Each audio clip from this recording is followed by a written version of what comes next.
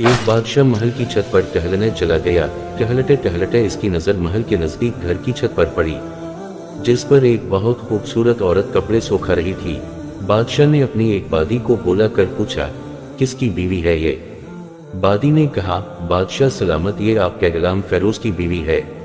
बादशाह नीचे उतरा। बादशाह पर इस औरत के हुस्न व जमाल का सेहर सा छा गया था।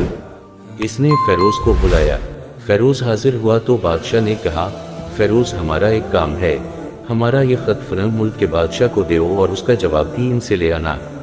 फेरोज इस खत को लेकर घर वापस आ गया। खत को अपने तकिए के नीचे रख दिया। सफर का सामान तैयार किया। रात घर में गुजारी और सबा मंजिल मकसूद पर रवाना हो गया। इस बात से लालम के बादशाह ने इसके साथ किया चाल चली है। इधर जैसे ही फेरोज नजरों से उलझा हुआ, बादशाह चुपके से फेरोज के घर पहुंचा और आहिस्ता से फेरोज के घर का दरवाजा खटखटाया। फेरोज की बीवी ने पूछा, कौन है? बादशाह ने कहा, मैं बादशाह हूँ, तुम्हारे शौहर का मालिक। तो इसने दरवाजा खोला। बादशाह अंदर आकर बैठ गया। फेरोज की बीवी ने हैरान होकर कहा, आज बादशाह सलामत यहाँ हमारे गरीब खाने में? बादशाह ने कहा, मैं यहाँ मेहमान बनकर आया हूँ। फेरोज की बीवी ने बादशाह का मतलब समझकर कहा, मैं अल्लाह की पनाह चाहती हूँ आपके इस तरह आने से, जिसमें मुझे कोई खैर नजर नहीं आ रही। बादशाह ने गुस्से में कहा, ये लड़की, क्या कह रही हो तुम? शायद तुमने मुझे पहचाना नहीं, मैं बादशाह हूँ, तुम्हारे शौहर का मालिक।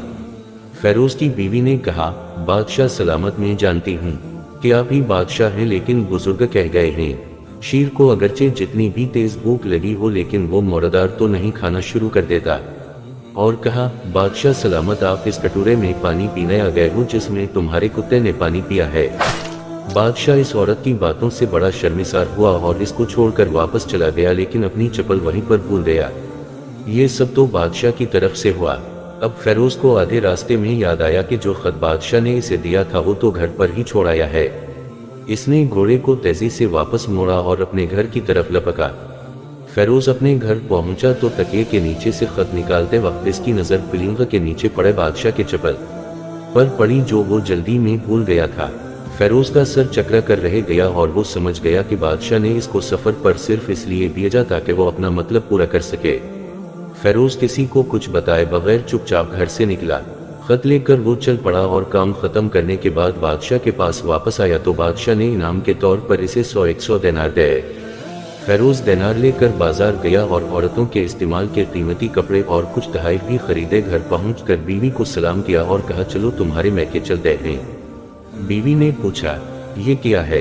कहा, बादशाह ने इनाम दिया है और मैं चाहता हूँ कि ये पहनकर अपने घर वालों को भी दाल का दो चश्मे ले। बीवी, जैसे आप चाहें। बीवी तैयार हुई और अपने वालिदैन के घर अपने शौहर के साथ रवाना हुई। दामाद और बेटी और इनके लाए हुए तोहफे को देखकर वो लोग बहुत खुश हुए। फेरोज बीवी को छोड़कर वापस आ गया और 1 महीना गुजरने के बावजूद ना बीवी का पूछा और ना इसको वापस बुलाया।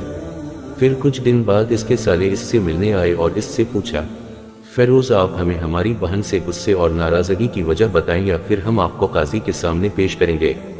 तो इसने कहा, अगर तुम चाहो तो कर लो, लेकिन मेरे जिम्मे उसका ऐसा कोई हक बाकी नहीं जो मैंने अदा ना किया हो। वो लोग अपना केस काजी के पास ले गए तो काजी ने फेरोज को बुलाया। काजी इस वक्त बादशाह के पास बैठा हुआ था। लड़की के भाइयों ने कहा, अल्लाह बादशाह सलामत और काजी अलकज़ा को कायम व दायम रखे। काजी साहिब, हमने एक सरसब्ज़ बाग, दरख्त फलों से भरे हुए और साथ में मीठे पानी का कुआं इस शख्स के हवाले में दिया, तो इस शख्स ने हमारा बाग उजाड़ दिया, सारे फल खा लिए, दरख्त काट लिए और कुएं को खराब करके बंद कर दिया। काजी फेरोज की तरफ मुतवज्जे होकर पूछा, हाँ तो लड़के, तुम क्या कहते हो इस बारे में?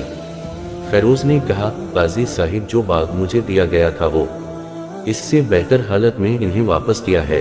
काजी ने पूछा, किया इसने बाग तुम्हारे हवाले वैसी ही हालत वापस किया है जैसे पहले था? इन्होंने कहा, हाँ वैसे ही हालत में वापस किया है, लेकिन हम इससे बाग वापस करने की वजह पूछना चाहते हैं। काजी, हाँ फेरोज, तुम क्या कहना चाहते हो इस बारे? फेरोज ने कहा, काजी साहिब, मैंने बाग किसी बगस या नफरत की वजह से नहीं छोड़ा, बल्कि इसलिए छोड़ा कि एक दिन मैं बाग में आया तो इसमें मैंने शीर के पंजों के निशान दिखे तो मुझे खौफ हुआ कि शीर मुझे खा जाएगा, इसलिए शीर के अकराम की वजह से मैंने बाग में जाना बंद कर दिया। बादशाह जो टैक लगाए ये सब कुछ सुन रहा था और राट कर बैठ गया और कहा, فیروز اپنے باغ کی طرف امنگ اور مطمئن ہو کر جاؤ واللہ اس میں کوئی شک نہیں کہ شیر تمہارے باغ آیا تھا، لیکن وہ وہاں پر نہ تو کوئی اثر چھوڑ سکا، نہ کوئی پتا توڑ سکا اور نہ ہی کوئی پھل کھا سکا۔ وہ وہاں پر تھوڑی دیر رہا اور مایوس ہو کر لوٹ گیا، اور خدا کی قسم میں نے کبھی تمہارے جیسے باغ کے گرد لگی مضبوط دیواریں نہیں دیکھی۔ تو فیروز اپنے گھر لوٹ آیا اور اپنی بیوی کو بھی واپس لے لیا۔ نہ تو قاضی کو پتا چلا اور نہ ہی کسی اور کو کہ ماجرا کیا تھا۔